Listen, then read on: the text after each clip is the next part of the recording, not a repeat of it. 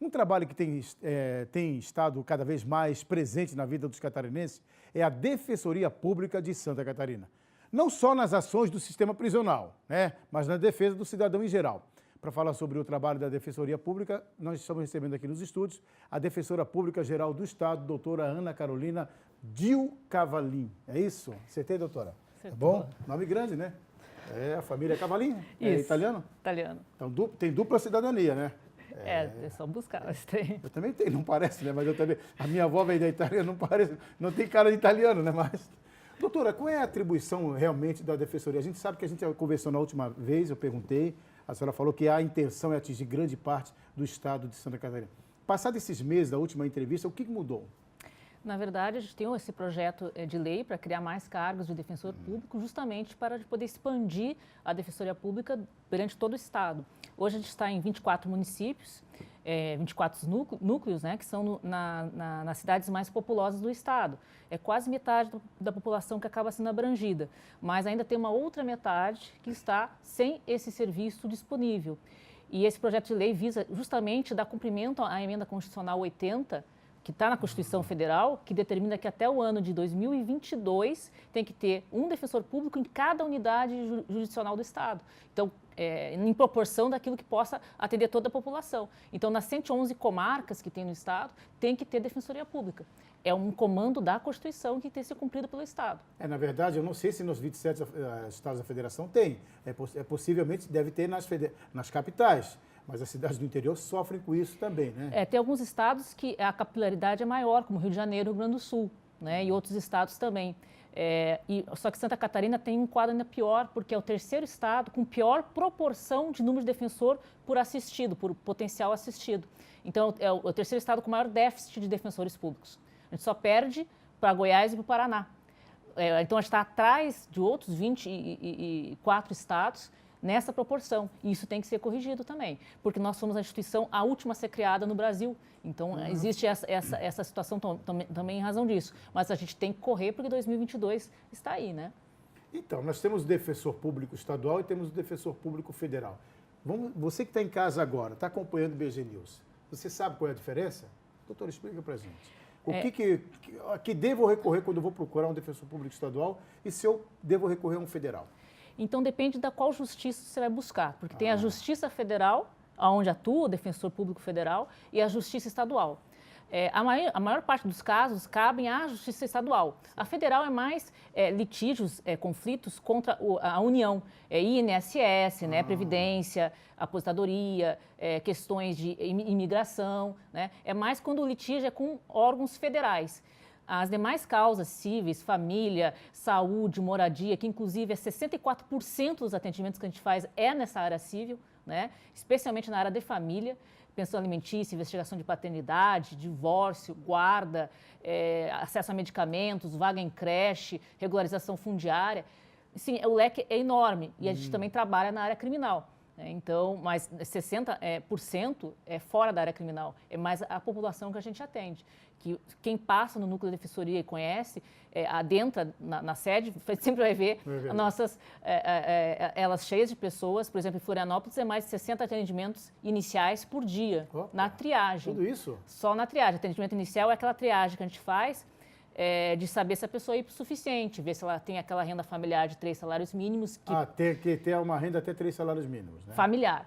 Aí, marido e esposa. Isso. E a gente até tem um aumento para 4 quando for caso de saúde e muitos membros na família. Então, a gente tem uma margenzinha para trabalhar também a mais desses 3 salários mínimos por família, né?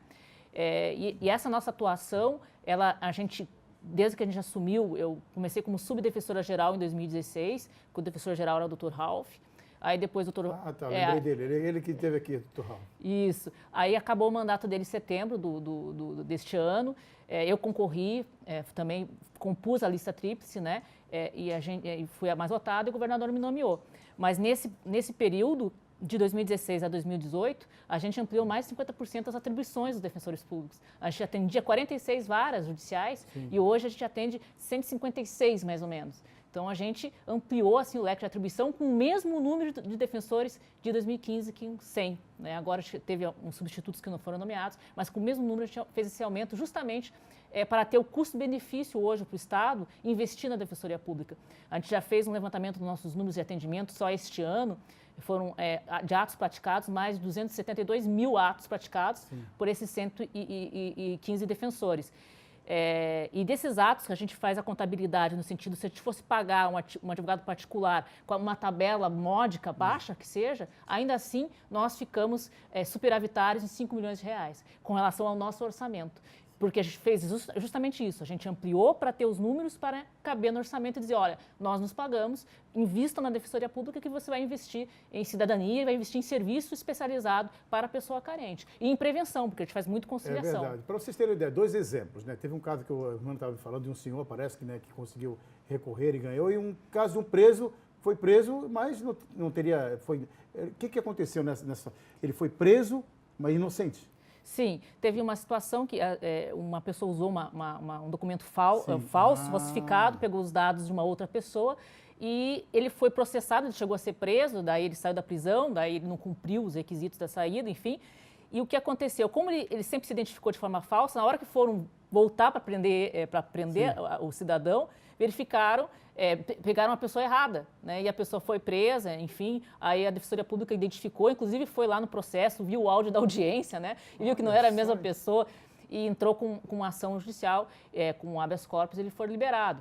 A gente teve outras situações de um cidadão na área criminal também, em que ele tinha cumprido pena já por um crime e foi denunciado de novo pelo mesmo crime, por alguma confusão de algum inquérito, alguma situação.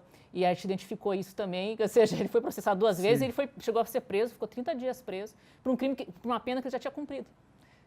Olha só, para vocês terem ideia em casa, né? A doutora está aqui nos explicando, você tem um defensor, você tem um aliado, alguém que vai te defender. Se você não tem recurso, não tem como pagar um advogado, tem até 3 salários mínimos de família, incluindo marido, mulher ou até o filho mesmo, você pode procurar um defensor público para recorrer numa situação bem complicada que você tem aí na esfera criminal ou uma outra área também. Onde é que fica, doutora, para a gente finalizar a Defensoria Pública, para quem agora está nos assistindo? Então, são 24 núcleos, né? A gente tem um site da Defensoria Pública, quem quiser acessar, defensoriapublica.sc.def.br. Mas nesses 24 núcleos regionais que a gente está instalado, geralmente a gente fica próximo aos fóruns, aqui na capital é na Otton Gama 10. Perto do hospital ali, né? Isso, do lado do EMOSC. Do lado esquerdo ali? Do lado esquerdo. Ah, tá. Eu já sei onde é que é. E o atendimento no período da tarde, né? Aí você pega a senha, porque realmente sempre é muito requisitado. E lá a gente já faz o primeiro atendimento e agenda aí com o defensor, aí, né? Com relação à causa que for específica, né? Que a maioria é na área civil. Então, a gente atende, inclusive, na área de problema bancário, consumidor, que muitas vezes o cidadão não conhece. Mas a parte bancária é uma parte que a gente atua bastante, civil, indenização, enfim. Pode procurar a Defensoria Pública se estiver no perfil. Tá certo, obrigado. Aquele prédio que fica um guarda na frente militar? O meu guri entrega, ele desenha quadros de cachorro, já tem muitos quadros dele nesse prédio aí, agora que eu me lembro onde é que é. Obrigado, doutora. Obrigada. Tá bom? A gente vai voltar a conversar, hein? É interessante o assunto, tem muita coisa que a gente tem dúvidas ainda que a gente pode tirar com a Defensoria Pública do Estado.